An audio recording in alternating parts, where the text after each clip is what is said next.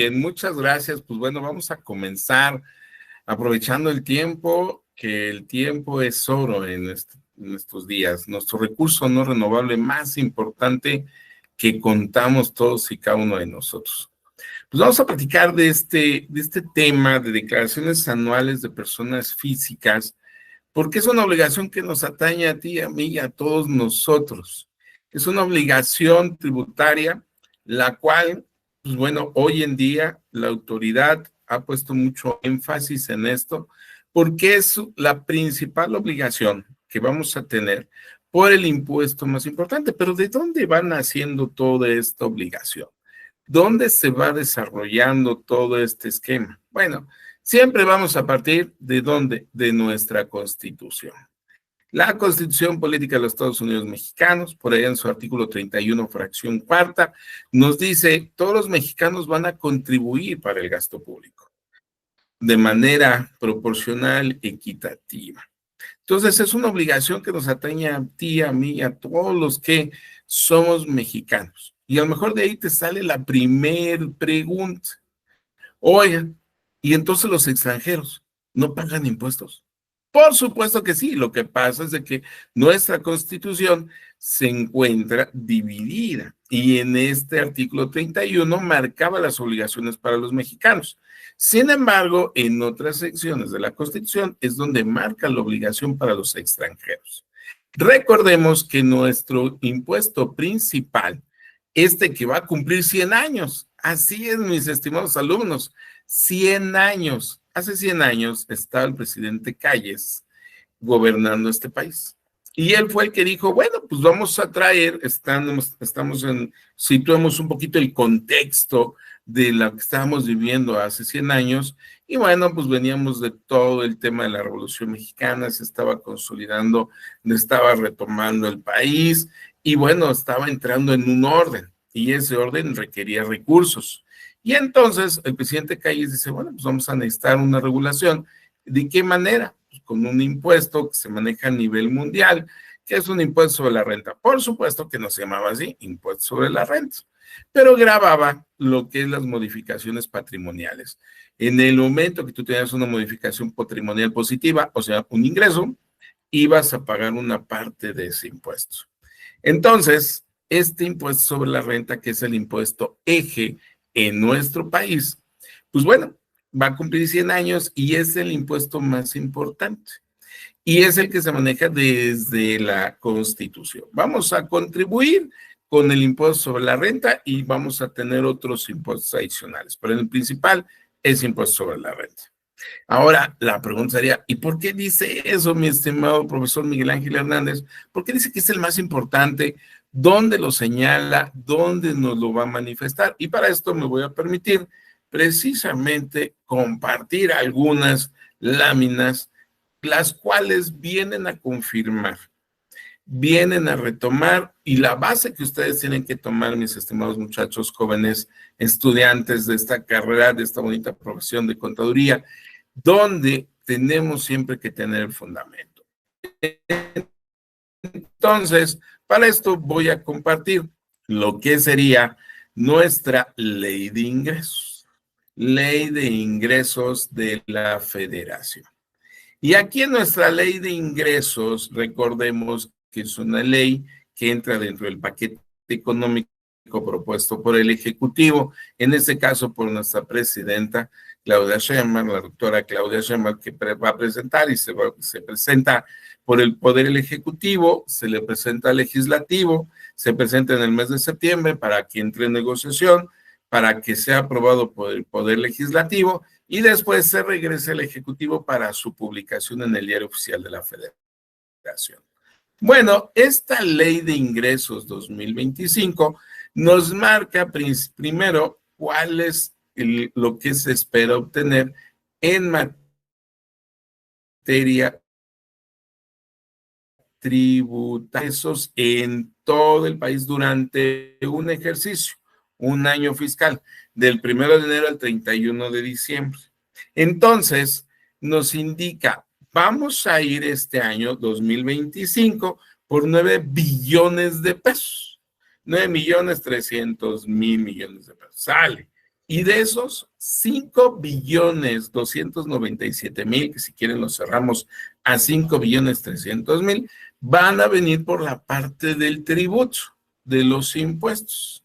Y si observamos bien esta ley de ingresos, para descargarla, pues no es más que irnos a las redes sociales, decirles a Google, Dios Google, préstame y confírmame la ley de ingresos 2025, y ahí te va a aparecer esta ley de ingresos. Y ahí te va a aparecer como el impuesto más importante, el principal, el que más recauda, es el impuesto sobre la renta. De este se espera obtener 2.859.000.000.000 de pesos. Entonces, aquí es donde viene la parte importante. Ya después encontramos el impuesto al valor agregado, el impuesto especial sobre producción y servicios, los tres impuestos eje de este país, pero el más importante siempre va a ser el impuesto sobre la renta. Y este impuesto se causa por ejercicio, del 1 de enero al 31 de diciembre. Y entonces la autoridad dice, bueno, voy a obtener mi recurso a partir, una vez cerrando el ejercicio, voy a obtener el recurso. Pero imagínate que nuestras autoridades se tuvieran que esperar un año para obtener recursos tributarios. Pues es demasiado y hay que estar pagando y tenemos un gasto corriente que hay que estar pagando sueldos, hay que estar pagando las becas, hay que estar pagando todo lo que requiere y que se maneja en el presupuesto de egresos de la Federación. Entonces, por eso crea los pagos provisionales, porque dice, bueno, pues van pagándome, van haciéndome paguitos, como dirían por ahí un cierto comercial, pagos chiquitos para pagar poquito, me van haciendo paguitos y al final del ejercicio hacemos un cierre y vemos si con los pagos provisionales que me diste, con eso se alcanza o necesitas pagarme más. Para ello, recordemos cómo estamos divididos todos los contribuyentes. La autoridad nos va clasificando y hoy con inteligencia artificial esto es una belleza, la minería de datos. ¿Por qué? Porque vamos a hacer pasar una segunda etapa. Primer punto, resumo, el tema del ingreso que va a obtener este país. El ingreso se manifiesta desde la obligación manifestada en la Constitución, 31 fracción cuarta, y en nuestra ley de ingresos de la Federación, aprobada propuesta por el Poder Ejecutivo, aprobada por el Poder Legislativo, con vigencia de un ejercicio, 1 de enero al 31 de diciembre, y donde se manifiestan los tres principales impuestos federales y el primero que es impuesto sobre la renta. Entonces, con esto, la autoridad dice, bueno, pero ¿cuántos mexicanos somos? ¿Cómo los clasificamos? Vamos a tener un orden y por eso tiene un control que hoy con la inteligencia artificial se ha superacelerado todo esto. ¿Por qué? Porque cada vez va teniendo más información tuya, mía y de todos nosotros. Pero necesita tener un orden en esta información. Así como cuando tú vas descargando archivos en tu computadora, las vas clasificando por carpetas, las vas clasificando por temas, la autoridad hace lo mismo. Y entonces, primero tiene que tener un programa, un plan eje. Este plan, ¿cuál sería? ¿Cuál estamos manejando hoy en día? Ahora me voy a permitir precisamente presentarte la segundo tema en materia de esto. ¿Cuál es? Bueno, vamos a manejar y la autoridad nos propuso lo que corresponde a un plan maestro de fiscalización. Este plan maestro de fiscalización que lo propuso nuestra presidenta Claudia Sheinbaum en el mes de enero, nos va marcando el eje de cómo va a manejarse la fiscalización en este país durante el año 2025. Entonces me voy a permitir compartirte este plan maestro.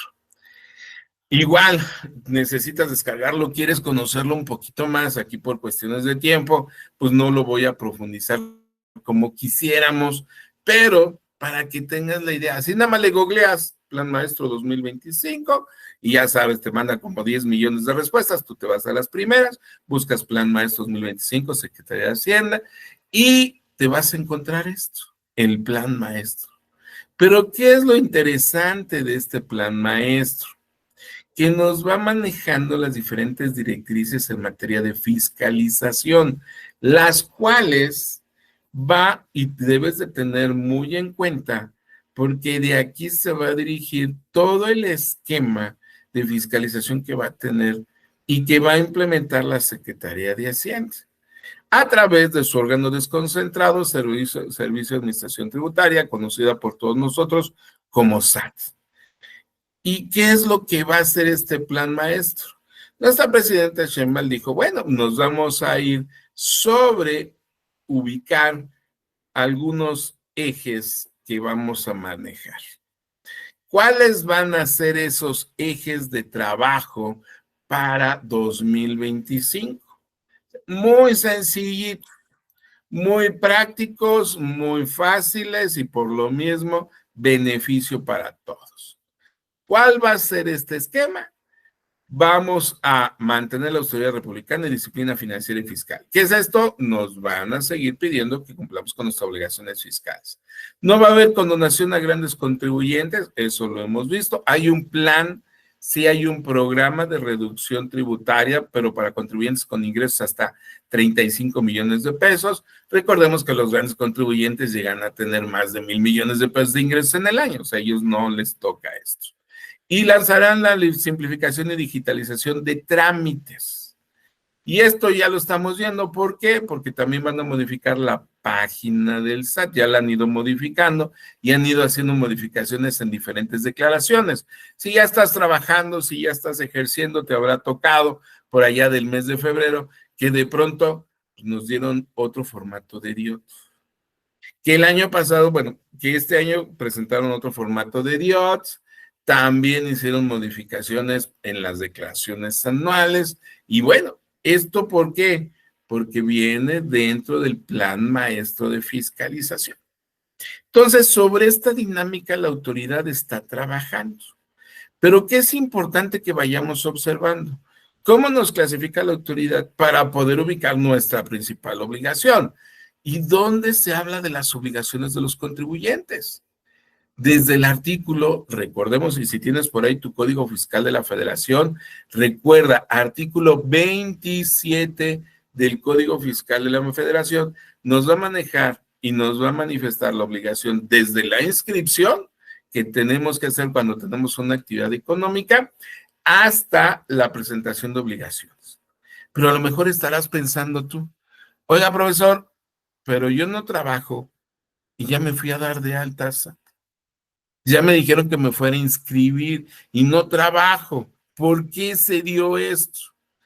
Por una reforma precisamente manifestada dentro del Código Fiscal y luego vino a moverse en la resolución miscelánea donde nos decían, todos los mayores de 18 años deberán, del verbo no tienes opción, deberán inscribirse dentro de la base tributaria que maneja el Servicio de Administración Tributaria. Oye, pero si no tengo actividades económicas, ¿bajo qué esquema me inscribo? Sin obligaciones fiscales. Lo único que está haciendo la autoridad es el incremento y la ubicación de la base de datos. Va y está buscando, pues, que todos estemos en la base de datos para conocernos y ya después para cobrarnos. Entonces, ¿qué implica esto? Por eso es que te tuviste que dar de alta. ¿Y dónde se manifiesta esto, profesor? Recuerda, artículo 27 del Código Fiscal de la Federación. Y podrás pensar, oye, pero ¿qué pasa con las personas enfermas, con las personas que están hospitalizadas, con las personas que sufren algún tipo de enfermedad mental y están recluidas? ¿Qué pasa con aquellos, bueno, personas de la tercera edad que nunca se inscribieron porque nunca tuvieron actividades económicas? ¿Qué pasa con ellos? Bueno, ahí es donde la resolución miscelánea vino a manifestar la excepción. No va a haber multas, simplemente, bueno, para todos aquellos que estén imposibilitados, podrán no inscribirse sin sanción. Pero habla específicamente de estas circunstancias especiales que te acabo de mencionar. Entonces, ya estoy inscrito. Ya tengo actividades, a lo mejor puedes decir no tengo actividades económicas, otros me dirán ya tengo actividades económicas, estoy obligado a presentar mi declaración anual. Y aquí es donde viene lo bonito. Aquí es donde viene la clasificación de cómo nos va ubicando nuestra autoridad. Para esto todo tiene que estar en documentos. Todo tiene que ser autorizado en la ley. Recuerda que nuestras autoridades podrán actuar sobre lo que la ley les dice, mientras nosotros los contribuyentes podemos actuar sobre lo que la ley no prohíbe. Entonces, nos tenemos que ir a otro documento. ¿Cuál otro documento?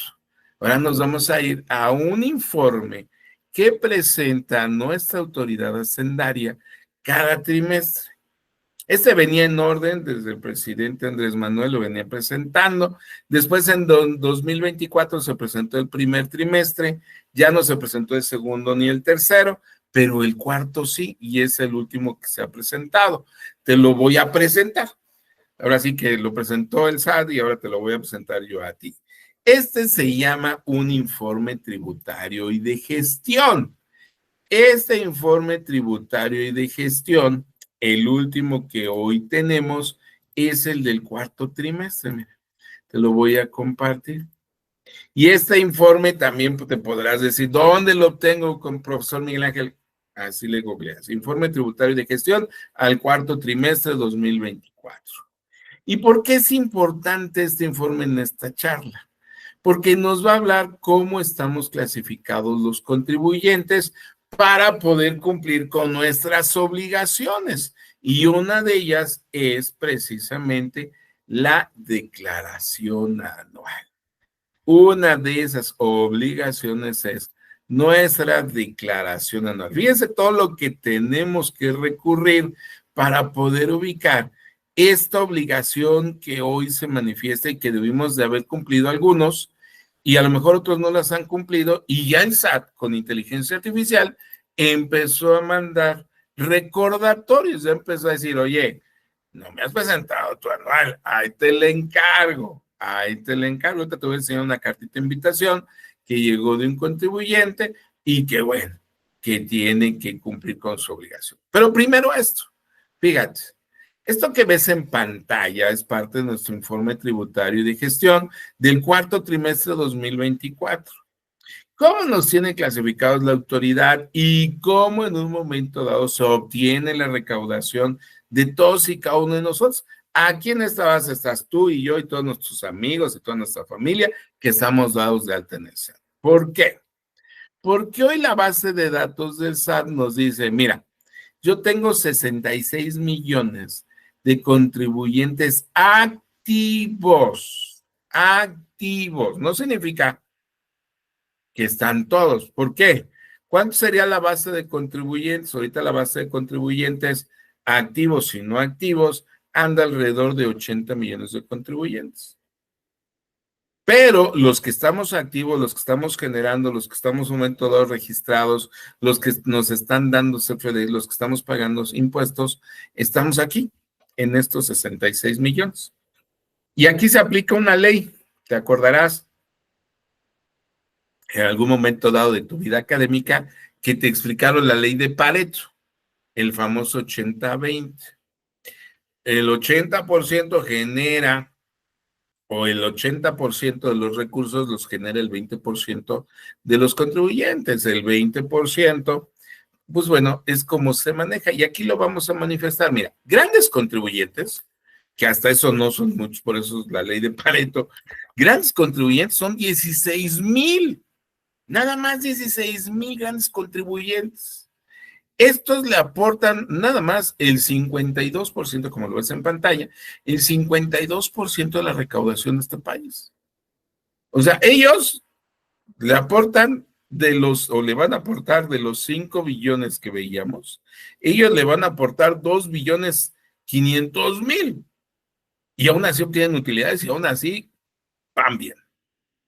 Pero han disminuido. Si observas los informes tributarios desde que se están realizando, antes eran 17,000, ahora ya bajaron a 16,000, pero aún así nos están dando grande recaudación, 52%. Después le siguen los sueldos y salarios.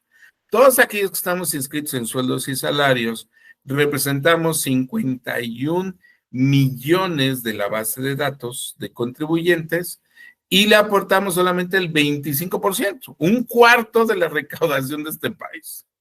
De tu salario y de la retención que le hacen a tus familiares, o si tú ya estás trabajando en sueldos y salarios, de tu retención de impuestos, le aportamos a la nación el 25%. Después le siguen las personas morales, las empresas, las entidades jurídico. Estas le aportan el 20% y nada más son 2.500.000. 2.500.000 empresas. 2.500.000 le aportan el 20%. Y tú y yo y todos nuestros amigos que estamos en la base de datos de 11 millones de contribuyentes, solamente le aportamos el 3% de la recaudación. Por eso te digo, la ley de Pareto aquí se manifiesta perfectamente. Los menos le aportan más y los más le aportamos menos. Entonces, esto es importante ubicar porque entonces, cuando hablamos de declaración anual, tendremos que ubicar que las personas morales presentan su declaración anual por el ejercicio durante los 3 primeros meses del ejercicio siguiente. ¿Qué es esto? Del ejercicio 2024, las personas morales presentaron su declaración anual durante el periodo de enero, febrero y marzo 2025. Y entonces dirías, pues está padre, ¿no? Ya le aportaron este 20% de la recaudación. Sí, lo estuvieron haciendo durante los pagos provisionales y en la declaración anual vieron si les faltó dinero, ahí lo pagaron, si les sobró dinero de lo que aportaron en pagos provisionales, bueno, pues tienen un saldo a favor. Pero nuestro tema son las físicas. Las personas físicas, los que estaríamos en los 11 millones de contribuyentes. De esos 11 millones de contribuyentes, que solamente le aportamos el 3% de la recaudación de este país, pues bueno, nosotros presentamos nuestra declaración anual. Vamos a presentar nuestra declaración anual en el mes de abril. Y sé que vas a decir, ¿y dónde dice eso, profe? Porque pues oye muy padre, como lo dice, pero necesitamos fundamentos. ¿Dónde está el fundamento? Pues bueno, si estamos hablando principalmente de la ley del impuesto sobre la renta, pues nos tenemos que ir a la ley del impuesto sobre la renta. Y ahí va, la ley está clasificada por títulos, capítulos, secciones, artículos. Entonces, dentro del título cuarto, nos vamos a encontrar que va dedicado a las personas físicas. Para hacer una remembranza, el título primero, disposiciones generales, el título 2, personas morales con fines lucrativos, el título tercero, lo que correspondería a personas morales con fines no lucrativos, y el título cuarto, personas físicas. Personas físicas que estamos tú y yo, y aquí están los 11 millones de contribuyentes. Pero estas personas físicas, fíjate aquí lo bonito y lo interesante, estas personas físicas, vamos a presentar nuestra declaración anual en el mes de abril y lo señala el artículo 151 de esta ley del impuesto sobre la renta, que está dentro de este mismo título cuarto. El artículo 151, 152 nos va a hablar de las obligaciones en materia de declaración anual. Pero, pues entonces, ahorita ya estamos a 30 de mayo, ya debimos de haber presentado la declaración. ¿Cuántos presentamos? ¿Cómo presentamos? ¿Qué pasó? Porque eso es parte de lo bonito. Y de esta semana que organizaron nuestras autoridades de aquí de nuestra universidad, Rosario Castellanos, y que es importante para ti. Por eso la importancia de que tomes tus clases y esto lo vengas a conjuntar, lo vengas a reafirmar en este ciclo de conferencias. ¿Por qué? Porque aquí es donde se pone lo padre. La autoridad nos dio lo que corresponde a un informe de declaraciones. Así es. Nos dio un informe de cuántos contribuyentes presentaron declaraciones anuales, cómo las presentaron. Y bueno, esto ahorita me voy a ir a ver este informe y ahorita me regreso al informe tributario de gestión para que vayamos viendo cómo estamos clasificados. Entonces, primero, vamos a ver el informe en la cual la autoridad nos dice, oye, mira, cómo estuvieron las declaraciones anuales. Recuerda que hoy con la inteligencia artificial, ¿cuál es la ventaja de la inteligencia artificial o por qué es diferente o por qué tanto se habla de la inteligencia artificial? Es una rama de la informática, por supuesto, pero lo que eran los programas normales, un Excel, un PowerPoint, lo que siempre trabajamos, podemos esto verlo muy sencillo. Si tú agarras tu hoja de Excel, una página, y la numeras desde la primera línea a la última, y luego le pides al sistema que te la clasifique, se va a tardar, puede tardarse unos minutos, puede tardarse unas horas o puede tardarse días, que va a depender de la memoria de la computadora, del programa y del sistema. Hoy con inteligencia artificial, eso es lo bonito, que si tú haces lo mismo y le dices clasifícamelo, en segundos lo tienes. ¿Cuál es la diferencia en la inteligencia artificial? La capacidad de manejo de información en menos tiempo, con más eficacia y eficiencia. ¿Qué es esto? Mayor capacidad de información, una clasificación y manejo de todos los datos muy rápidos. Para esto se utilizan los famosos algoritmos matemáticos, que toman si te gusta el tema de la programación y todo este rollo, pues es muy importante el manejo de los algoritmos matemáticos para el manejo de hoy en día de la inteligencia artificial. Pero podrás decir, yo no sé de algoritmos, pero me gusta la inteligencia artificial. Entonces lo que vas a aprender son los famosos prompts u órdenes que le damos a la inteligencia artificial para que haga lo que queremos. ¿Y esto por qué te vas a decir? ¿Y esto qué tiene que ver con declaraciones anuales, profesor? Porque hoy la autoridad, fíjate, te voy a compartir un informe que presentó. ¿Cuándo quedamos que presentamos la declaración anual? En el mes de abril. Esto no es de que, oye, yo me quiero adelantar, la quiero presentar en enero, febrero, marzo. No, lo puedes hacer, pero lo señala claramente la ley de impuesto sobre la renta, la resolución miscelánea, que aun cuando la presentes antes, se va a contabilizar en el mes de abril. Y esto se da por una mala práctica fiscal que en antaño muchos contadores presentaban la declaración anual de personas físicas en enero, febrero y marzo por el tema de las devoluciones. Entonces la autoridad medio se descapitalizaba. Por eso dijo, no, entremos en orden. Todos presentamos en abril para que venga la devolución y se procesen en orden. Pero fíjate, este informe que la autoridad presenta el 12 de mayo del 2025, nos dice, se rompió el récord de presentación de declaraciones. Y es donde todo el mundo dijo, ¿cómo crees? ¿Te acuerdas cuántos contribuyentes personas físicas éramos? 11 millones. ¿Te acuerdas? Éramos 11 millones de personas físicas. Pues, ¿cómo? O sea, rompimos récord. Ahora sí que rompimos porque pues, la tuvimos que presentar todos, los que estábamos obligados. Y uno diría, ¿cómo que rompimos récords? A ver, ¿cuántos? ¿Cómo? ¿Dónde? ¿Cómo estuvo el tema? Mira, te voy a presentar este tema. Esto es lo bonito a veces también de ir conjuntando la información teórica que va a manifestar en las leyes con la parte práctica y lo que uno nos ve en nuestra autoridad. La parte teórica, la ley de impuesto a la renta, donde se tienes que presentar declaración anual si caes en los supuestos. La parte práctica es vas ubicando el régimen en el que se encuentran las personas físicas para ver si estás o no obligado a presentar tu anual. Y en la parte de qué fue lo que pasó, la autoridad nos da un informe. Este informe te lo voy a compartir. Mira. Este es un comunicado del SAT que saca los primeros días de mayo, como lo viste el comunicado fue presentado por ahí del 11 de mayo aproximadamente, y nos dice, fíjense, mis estimados contribuyentes, el SAT informa que el periodo de declaración anual de personas físicas se presentaron 11.440.243 declaraciones. Esto es 752,000 más que en 2024, un incremento, por supuesto. ¿Pero cuántos contribuyentes éramos personas físicas? 11 millones.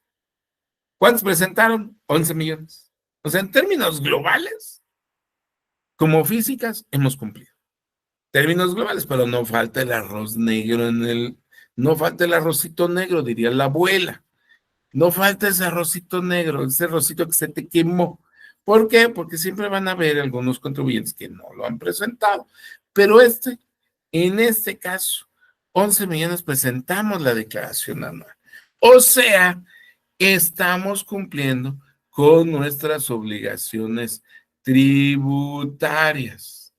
Estamos cumpliendo con nuestras obligaciones tributarias.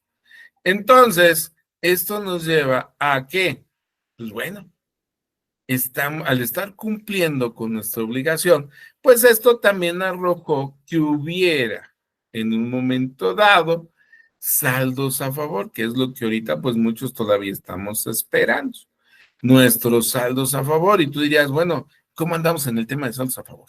Porque a lo mejor no me ha llegado Milán. Bueno, no pasa nada. Mira, la misma autoridad también nos informa cómo andamos en el tema de los saldos a favor. Y la autoridad es donde me dice, mira, hemos devuelto 35,000 millones de pesos, 35,335 millones de pesos, 5% más del monto devuelto el año pasado. O sea, sí ha corrido el tema de las devoluciones, por supuesto. Y aquí es donde viene lo bonito, ¿no? Es como la estrella cuando ibas en la primaria y te decía la maestra, ¡hey, cumpliste con tus obligaciones! El SAT reconoce, ve lo que nos dice este informe. El SAT reconoce que las personas que cumplen con sus obligaciones fiscales y contribuyen de este modo a fortalecer la economía y el desarrollo del país. Entonces, ¿cumplimos? Cumplimos. Ahora, ¿cómo estamos clasificados? ¿Cuántos cumplimos? ¿Cómo está estos 11 millones de contribuyentes? ¿Por qué? Porque en la base de datos que veíamos hace rato somos 11 millones. Pero también hablaba de 50 millones de personas físicas en sueldos y salarios. También hablaba un esquema. Entonces vamos a ver cómo se maneja esta información para poder ubicar si tú mejor estuviste obligado y no lo hiciste, o a lo mejor no estabas obligado y quisiste cumplir, o simplemente a lo mejor ni enterado estabas. ¿Por qué te comento esto? Porque no falta que estás en una reunión familiar, estás con los cuates, estás en el partido del domingo de fútbol o de fútbol 7, o estás en alguna reunión, vas al cine y estás charlando y de pronto te dicen la pregunta y te van a decir, oye, mi estimado Edgar, oye, Mario, tú eres estudiante de la facultad, eres estudiante de la universidad y estás estudiando contabilidad. Y van a decir, sí. Oye, tengo una pregunta en materia de declaración anual. Y ahí es donde dices, ups, a ver, vamos a recordar todo lo que vimos en nuestras clases para poder responder esta pregunta. Y de pronto te dicen, oye, soy reciclo, debí de haber presentado declaración anual. Y uno se queda, reciclo, régimen simplificado de confianza. Bueno, vamos a ver cómo estamos clasificados y para ir respondiendo este tipo de cuestionamientos, que aquí es donde ya se pone lo bonito. Aquí es donde empezamos a ver cómo es la necesidad de todo lo que estudiamos, todo lo que los profesores nos dicen. Haz la tarea, verifícate la ley de impuesto a la renta, entra al sistema, cumple con tu declaración. Vamos a ver, y esperamos que nos dé tiempo ahorita, esta parte teórica, la parte práctica, de entrar a nuestra página del SAT. Pero bueno, primero, ¿cómo estamos clasificados? Para ello, nos vamos a ir vamos a regresar a nuestro informe tributario y de gestión. ¿Por qué en el informe tributario y de gestión? Porque vamos a ver cómo estamos clasificados por contribuyentes y la recaudación que se va generando. Entonces,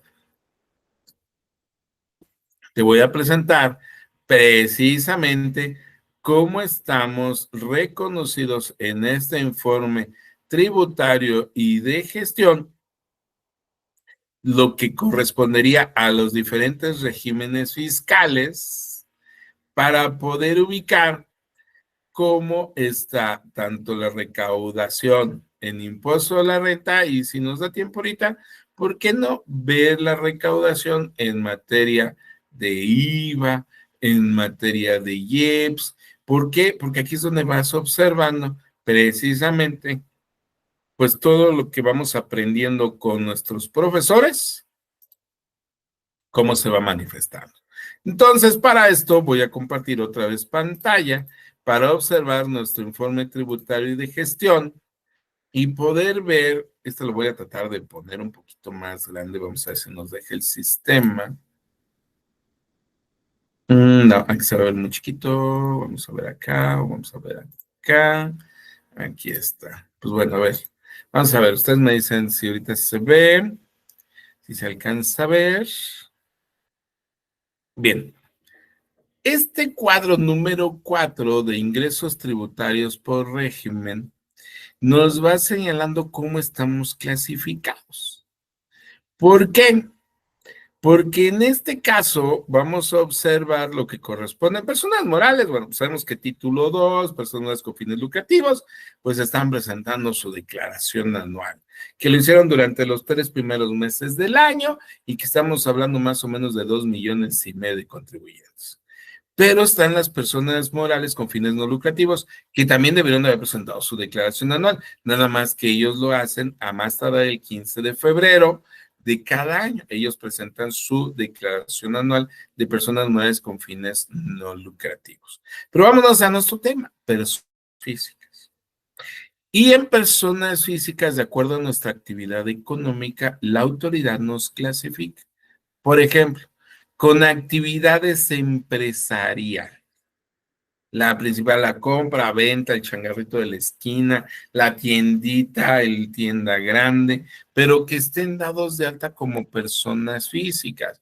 Que de pronto me digas, yo, Pedro, tengo a lo mejor hasta una gasolinería, pues se vale, se vale. Oye, yo tengo una tienda grande, pues se vale, no pasa nada. Entonces, ¿esto qué nos va a llevar en un momento dado?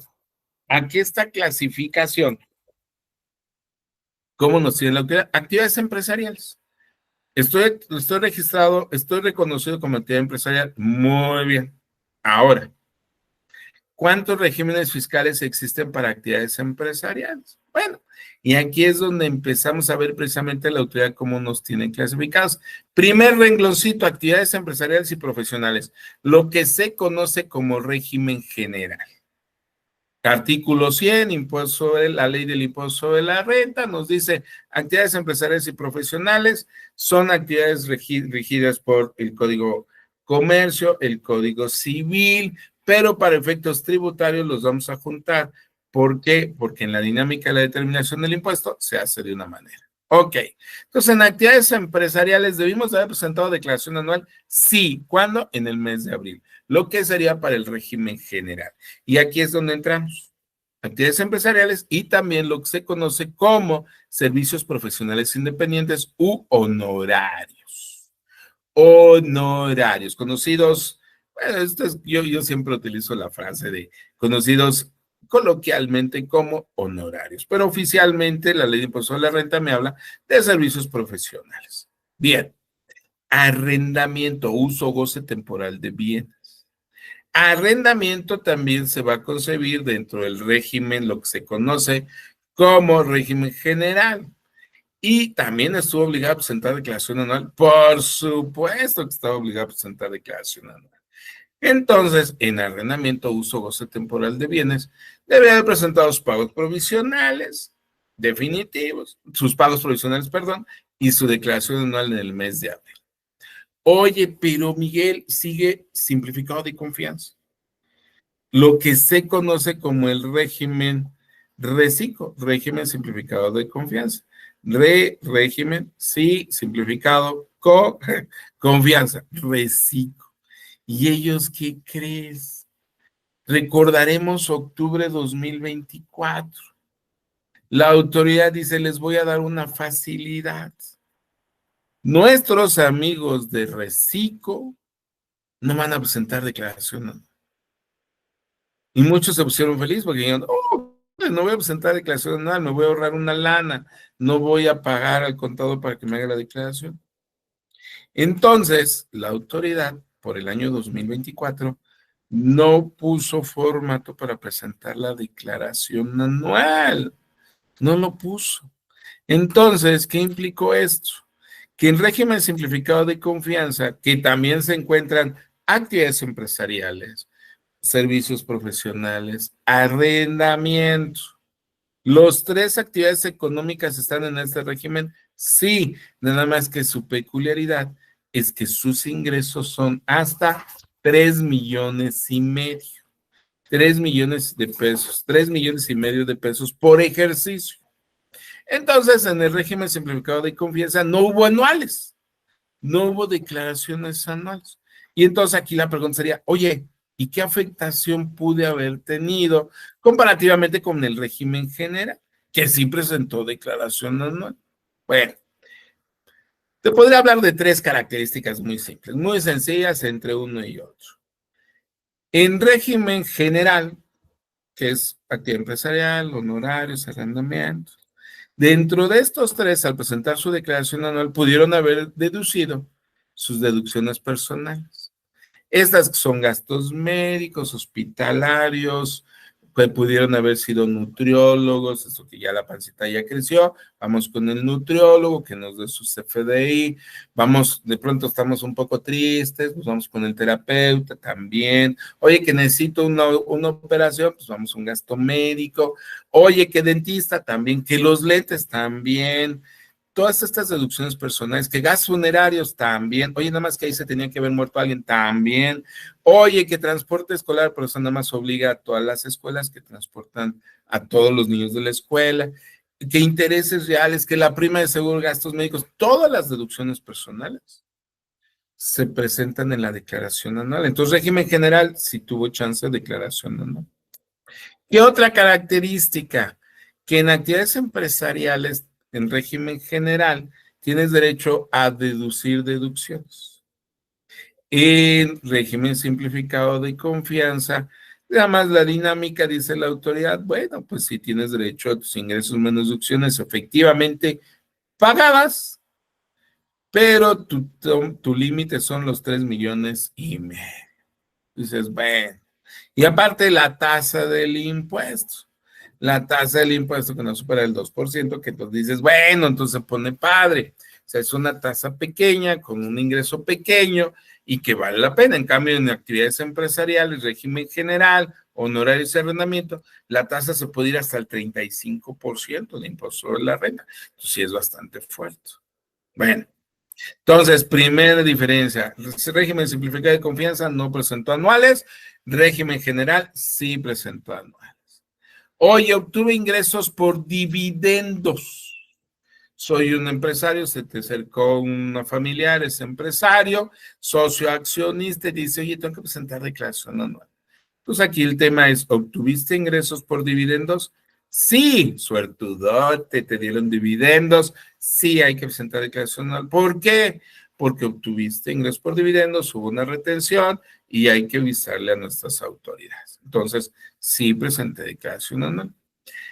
Oye, ingresos por intereses, pues va a depender los intereses que hayas tenido. La autoridad dice, bueno, por intereses, ahí quien esté generando el interés, que puede ser sistema financiero, ellos hacen la retención, se le enteran, pero son más de 100,000 pesos, hay que presentar declaración. Vale.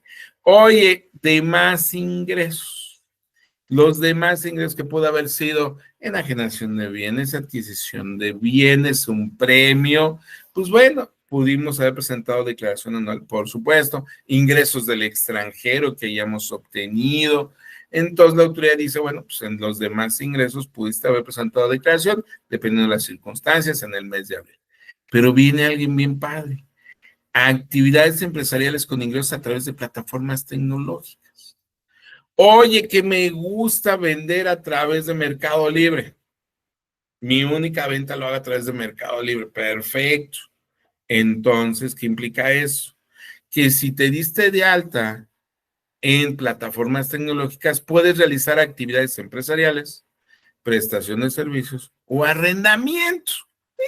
O sea, las tres iguales que en régimen general, que en reciclo, también aquí puedes tener ingresos por estas actividades económicas, pero te vas con la plataforma, únicamente con plataformas tecnológicas. Y aquí los ejemplos, que espero que no se tomen la manera de comercial, pero para ser muy claros en esto, oye, que quiero vender, hazlo con Mercado Libre, con Amazon, que son las más reconocidas. Aparte, el SAT tiene que tener reconocimiento de estas plataformas porque se debieron de haber dado de alta en el país.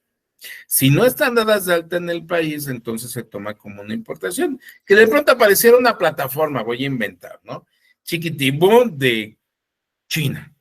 Que la plataforma Chiquitibum de China vino a vender a México por el internet. pero no se vino a dar de alta con el SAT. Si tú le compras a Chiquitibum de China, entonces, y el SAT te cacha, entonces toma como una importación indebida. Habría que pagar el impuesto. Por eso es muy importante comprar y vender a través de las plataformas, así que a través de las plataformas reconocidas. Pero cuando tú te inscribes a una plataforma, cuando haces tu inscripción, tienes que contestar una pregunta. ¿De cuánto estimas tu ingreso? Y tú para esto, acuérdate de tus clases, planes de negocios, acuérdate de tus clases de presupuestos, acuérdate de tus clases, porque ahí es donde va para contestar. Debes de tener un plan de negocios, donde ¿cuánto estimo ganar? Y la pregunta es, pues bueno, a ver, vamos a ver nuestro plan de negocios, cuánto le voy a invertir, cuánto es la tasa de retorno, qué periodo, cuántos son mis gastos, para que también no me vaya a quedar en el camino y de pronto no vaya a ser que tenga que cerrar el negocio porque me faltó dinero. Entonces, cuando tú te inscribes en plataformas, te hacen la pregunta, ¿cuánto estima obtener usted de ingresos? Si tus ingresos son menores a 300,000 pesos, fíjate lo bonito.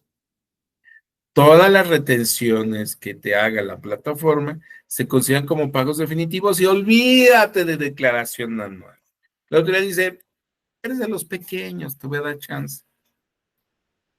¿Para qué te pongo más carga tributaria? Porque entrar en plataformas, cuando tú obtienes el ingreso a través de plataforma, la plataforma te hace una retención, te quita la lana así. O sea, si tú vendes a través de Mercado Libre o Amazon o estas, tú sabes que en cuanto el cliente paga y la plataforma voltea y te dice, aquí te va tu lana, te dice nada más que te voy a quitar la retención de ISR, la retención de IVA, mi comisión, y ya te queda bien poquito, pero bueno, algo es algo, dijo el calvo. Entonces, la plataforma va a hacer retenciones. Cuando tú te inscribes y tus ingresos son menores a 300,000 pesos, ¿qué crees? Tienes la opción de que se conviertan en pagos definitivos las retenciones y olvídate de declaración anual. No vas a presentar declaración. Entonces, con esto, si estás también en un momento dado, oye Miguel, pero no me fui por 300,000, mi plan de negocios es más grande, voy más de 300,000, entonces sí vas a presentar declaración anual y lo vas a presentar como todos nosotros en el mes de abril. Oye, Miguel, el siguiente régimen es incorporación fiscal. ¿Todavía existe? Todavía existe. Ya no puede haber nuevas inscripciones, pero los que están ahí están por terminar. Nada más que su característica, ¿cuál es? No presentan declaración anual, también son pagos definitivos sus declaraciones y aparte son bimestrales. O sea, ellos, declaración anual, no. Oye, Miguel, ¿y en sueldos y salarios? Muy importante, y me quedan pocos minutos. Ahí te va. Primero, el primer requisito para estar obligado a presentar declaración anual en sueldos y salarios es que hayas trabajado todo el año, del 1 de enero al 31 de diciembre. Si no trabajaste todo el año con un patrón, entonces estás obligado a presentar declaración anual. Oye, pero yo había escuchado que los 400,000 pesos, ¿qué onda con ellos? ¿Qué ingresos? Es el segundo criterio. Primer criterio, que hayas trabajado todo el año. El segundo criterio, si tus ingresos son menores a 400,000 pesos, no estás obligado. Pero si tus ingresos son mayores a 400,000 pesos, sí estás obligado. Oye, ¿cuánto más o menos da? Como 33,000 pesos mensuales. Más o menos, o sea, tu división, aquí agarramos nuestra supercalculadora, dividimos 300,000, 400,000 pesos entre 12 y el importe es mensual. Entonces, sueldos y salarios. Primer requisito, que hayas tenido un solo patrón y trabajado todo el año.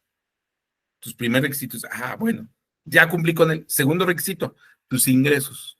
Si son menores a 400,000 pesos, no estás obligado. Si son mayores a 400,000, estás obligado. Pero si me dices, oye Miguel, es que por la situación económica pues, tuve dos patrones simultáneos. ¿Qué onda con ellos? Bueno, si tuviste dos patrones, entonces sí estás obligado a presentar declaración anual. Oye, Miguel, no es que la crisis estuvo muy feo y estoy en sueldos y salarios y tengo una actividad económica, ya sea en reciclo, ya sea en régimen general o plataformas. Bueno, por tener combinación de ingresos, estás obligado a presentar declaración anual. Oye, Miguel, ¿y si no lo hice? Inteligencia artificial hoy te dice, ¿qué crees? No me presentaste tu declaración anual y con esto voy a ir cerrando. Te voy a enseñar cómo hoy la autoridad cómo la autoridad se avienta la puntada de recordarnos, ¿qué crees? No he visto que me hayas presentado tu declaración anual, ahí te encargo, por favor, preséntamela. Y tú dirás, ¿cómo se enteró tan rápido la autoridad? Por inteligencia artificial. Hoy el tema es la inteligencia artificial, hoy el tema es que la autoridad con esto puede tener acceso a las bases de datos y esto nos lleva precisamente a que de manera rápida, te voy a poner dos ejemplitos y uno te lo voy a poner en pantalla. El 31 de marzo se venció la presentación de la Declaración Anual de Personas Morales. Pues, ¿qué crees? Para el 3 de mayo, ya es, para el 3 de abril ya estaba mandando las primeras declaraciones, primeras cartas de invitación diciendo, oye, cumple. Y en personas físicas no fue la excepción. Mira, te voy a presentar un ejemplo. Con esto me voy retirando, voy a ir cerrando. Un ejemplo de cómo la autoridad mandó carta de invitación en mayo, los primeros días de mayo. Folio remitente, esta autoridad identifica que estás inscrito en el registro federal del contribuyente, sueldos y salarios, y que ya que prestaste servicios a dos patrones de manera simultánea en 2024, sin embargo, al 6 de mayo, o sea, es el corte, ¿qué querés? No identificamos tu declaración anual. Entonces, pues ahí te encargo. Fíjate, antes, hace muchos años, cuando tú todavía eras muy pequeño, a lo mejor ni concebido estabas porque eres muy joven, para que nos llegaran esas cartas de invitación era ahí un par de meses después. Hoy, en menos de un mes, nos están llegando.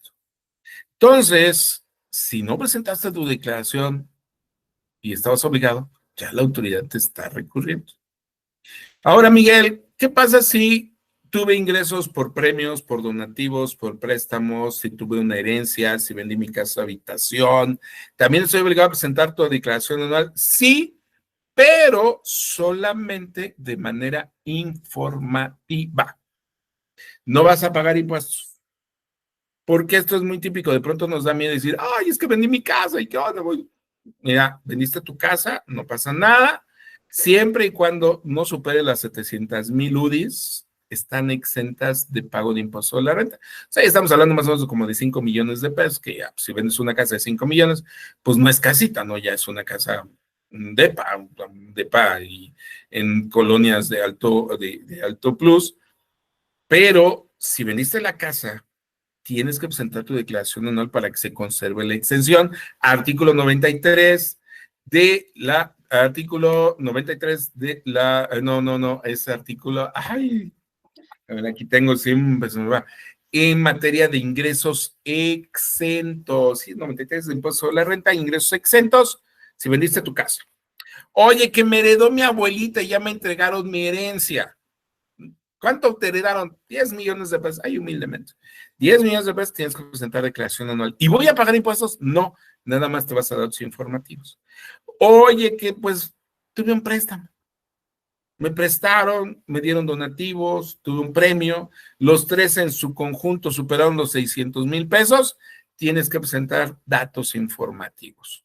¿Para qué? Para que no vayas a pagar impuestos, porque hoy los bancos, los notarios le informan al SAT de nuestros movimientos. Oye, Miguel, y ya nada más para terminar, perdón, es que esto es un tema muy amplio, pero pues tristemente es poco, de pronto a veces los tiempos, por eso hay que aprovecharlos mucho para poder explicarles y mostrarles precisamente el tema de cómo lo hago para presentar mi declaración anual. Bueno, rápidamente, de manera sencilla, nos tenemos que meter, ya saben, a nuestro portal, al portal del SAT. Tenemos que entrar a presentar nuestra declaración anual. ¿Qué es lo que voy a necesitar? Pues ya saben, su contraseña, cuando te inscribiste, debes haber sacado tu contraseña, antes llamada CIEC o tu firma electrónica, entras a tu declaración anual y ahí es donde vas a entrar. Si tú le das continuar en el sitio, pues bueno, en esta nos van a permitir, nos va a dar, nada más te voy a presentar cómo ingresamos precisamente a la declaración anual Y hoy, si en un momento dado, pues necesitabas ver también lo que corresponde para tu devolución de impuestos, también entras en la sección aquí de personas y aquí en sección de personas te lo voy a compartir para que veas y pues cumplas. Si no has cumplido con tu declaración, es momento de entrar al sistema con tu contraseña o tu fiel, entras a la sección personas y aquí te ubicas en tu régimen fiscal y ahí vas a encontrar tu declaración anual. Va a aparecer, por ejemplo, en sueldos y salarios. Si tú le das clic, si ahí le das clic en este portal, te va a mandar a lo que corresponde la declaración anual. Vas a entrar, voy a mostrarte ya por último esta sección para que lo puedas ver. Entras en la sección personas, sueldos y salarios, y aquí te va diciendo eres trabajador, eres servidor público, cooperativa, acción civil, pues entras a la sección declara, y aquí dice declaración anual del mes de abril que debiste haber presentado. Bueno, entras y presentas tu declaración anual. Y ahí, ya sea de manera informativa, por obligación de sueldos y salarios o por algún otro régimen, presentarás tu declaración. Y cumpliremos todos con nuestras obligaciones y evitaremos actos de molestia de nuestra autoridad. Y bueno, con esto, por cuestiones de tiempo y respetando por los siguientes ponentes que van a venir, sería todo de mi parte, amigos. Sección de preguntas y respuestas, con todo gusto. Sean bienvenidas, estoy para servirles. Muy bien, muchas gracias, maestro Miguel. Gracias por su valiosa presentación. Entonces ahora, como bien lo menciona el maestro, vamos a pasar a la ronda de preguntas. Entonces, no sé, Adri, ¿nos ayudas con las preguntas? Claro que sí, maestro Miguel, qué interesante ponencia. Realmente tenemos varias preguntas, pero creo que considero aquí 3 preguntas muy importantes. La primera es de Vero Vallarta. Dice, ¿qué sucede si no se hace la declaración anual? Bueno, lo primero que sucede, como ya vimos, la autoridad te va a mandar una cartita de invitación. ¿A dónde? A tu buzón tributario. Oye, pero si no me he dado de alta mi buzón tributario porque no estoy obligado, a lo mejor podrás pensar porque estoy en sueldos y salarios. Bueno, te lo va a mandar al correo cuando te inscribiste. Recuerda, artículo 27, Código Fiscal de la Federación, nos señala que cuando nos inscribimos con la autoridad, tenemos que dejar un teléfono y un correo. Y ya después viene la obligación del buzón tributario. Si ya estás obligado a tu buzón, te va a llegar una cartita de invitación como te mostré y te va a decir la autoridad, hey, no me has presentado tu declaración, ya preséntamela. Si no tienes buzón, te va a llegar a tu correo y te va a decir, hey, no me has presentado tu declaración, preséntame. Pero si no haces caso, aquí es donde se pone feo. Vienen las multas. ¿Y dónde me encuentro las multas? En el Código Fiscal de la Federación, por ahí del artículo 80, 81, 82 nos viene la sanción y luego viene la multa, que es bastante fuerte, más de 10,000 pesitos, que no tenemos para andar regalando dinero porque vamos a andar pagando multas. Mejor cumplamos con nuestra obligación y nos les llevamos más tranquila.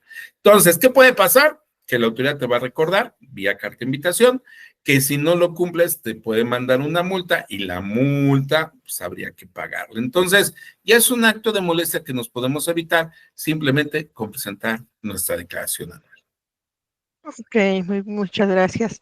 Aquí hay otra pregunta muy interesante que creo que a varios nos causa un poquito de ruido y nos las pregunta Rodolfo Carrón. Dice, ¿qué clasificación tienen las personas creadoras de contenidos en redes sociales? Ya que es un tema bastante complejo.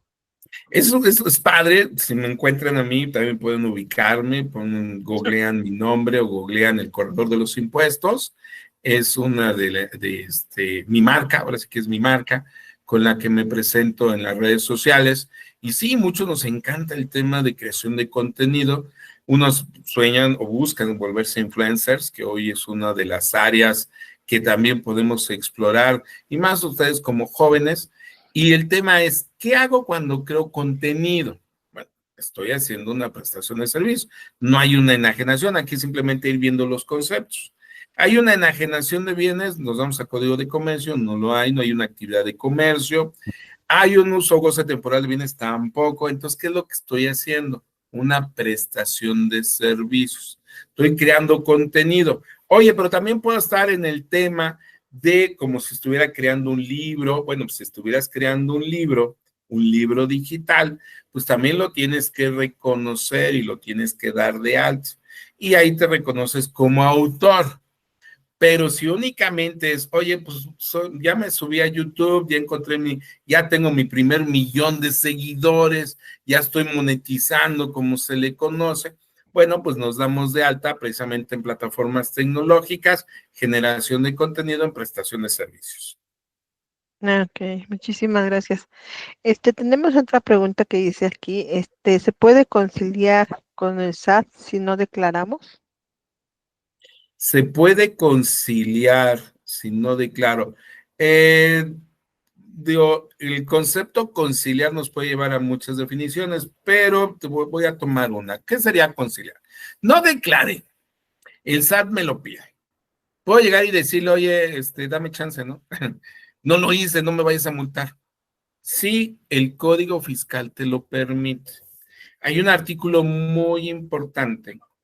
Yo me acuerdo porque termina con mi año de nacimiento, como mi año de nacimiento. El artículo 73, C73, no se te olvide, 73 del Código Fiscal de la Federación nos habla de un acto muy padre que se llama espontaneidad.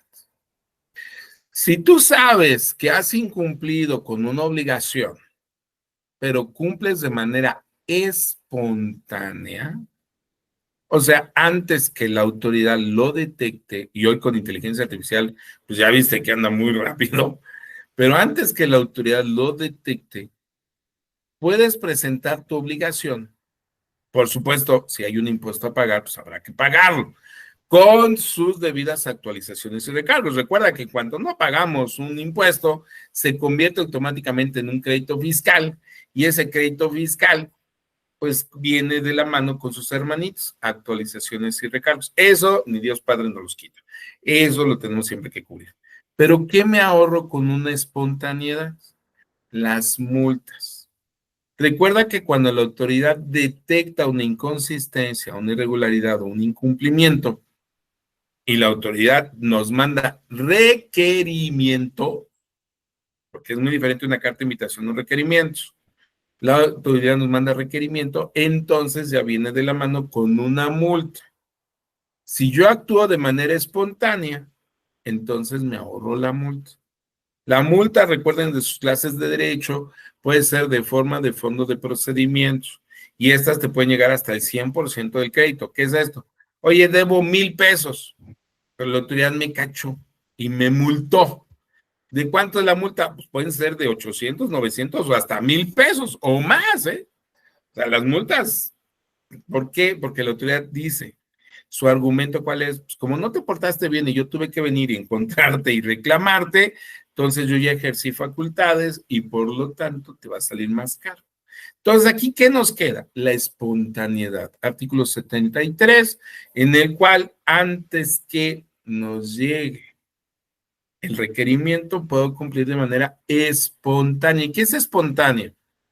Espontánea es que lo hagas de manera sin que, antes de que la autoridad lo detecte. Y yo les digo un ejemplo, y más ustedes jóvenes, que a veces lo he utilizado y espero sirva en este momento. Imagínate que como joven tienes a tu pareja, normal, natural, pero de pronto, pues ya sabes, ¿no? Vas a una fiesta, conoces a otra persona y lo prohibido es lo rico. Y de pronto dices, pues, ¿qué pasa, no? ¿Quién se va a dar cuenta? Y andas con dos personas, indebidamente, ¿no? ¿Por qué? Pues porque hablamos de fidelidad, cultura occidental, etcétera, etcétera.